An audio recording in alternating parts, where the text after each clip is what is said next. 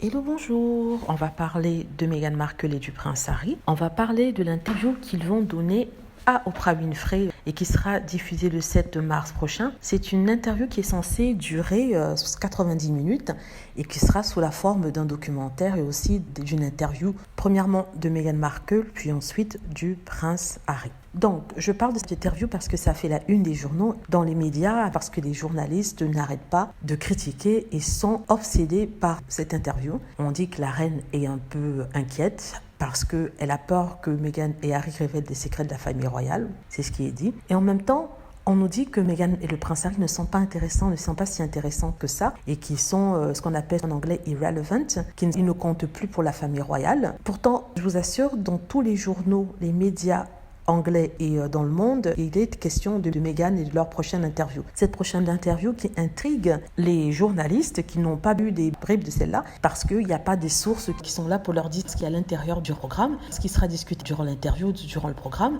même si la chaîne CBS avait donné quelques petites pépites en parlant de certains sujets qui seraient abordés. Et là, les journaux deviennent fous, surtout en Angleterre, ils sont en train de spéculer sur ce qu'il y aura à l'intérieur de cette émission-là. Il y a aussi une petite guerre, une bataille pour qui sera le premier à avoir l'exclusivité de la diffusion de cette interview. On nous parle pour l'instant de la chaîne ITV en Angleterre qui serait parmi les vainqueurs de cette petite guerre, cette surenchère sur les droits de diffusion du programme. On nous dit que comme ce programme-là sera en compétition directe avec celui de la reine, il y a certaines chaînes qui se sont désistées parce qu'ils vont diffuser le programme de la reine. Il faut aussi dire que la reine a décidé de faire un programme sur le Commonwealth le même jour où l'interview de Meghan Markle sera diffusée. Apparemment, le programme de la reine de la famille royale sera diffusé quelques heures avant le programme de Meghan Markle. Qu'est-ce qu'il y aura donc dans ce programme de la reine?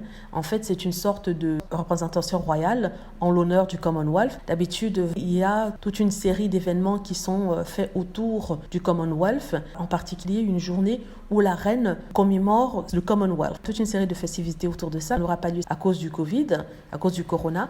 Et du coup, la reine a décidé de faire une sorte d'hommage télévisé où tous les membres de la famille royale seront présents afin de parler du Commonwealth et montrer l'importance de celui-ci encore dans la culture anglaise pour l'Angleterre. Certains disaient en fait que ça avait été fait pour contrer l'interview de Meghan Markle et le prince Harry, pour empêcher les gens de regarder cette interview-là, de telle sorte qu'ils regardent l'émission de la reine au lieu de celle du prince Harry et de Meghan Markle. Donc tout ça pour dire en fait que les deux émissions vont être diffusées avec heure d'intervalle. Certains disent que les gens préfèrent regarder l'émission de la reine à ce que Meghan Markle et le prince Harry ont à dire, mais ce qui est complètement faux parce qu'on sait très bien que les autres membres de la famille royale sont assez ennuyeux, comme on dit boring en anglais, donc je ne pense pas qu'ils pourront faire concurrence au programme du prince Harry et Meghan Markle.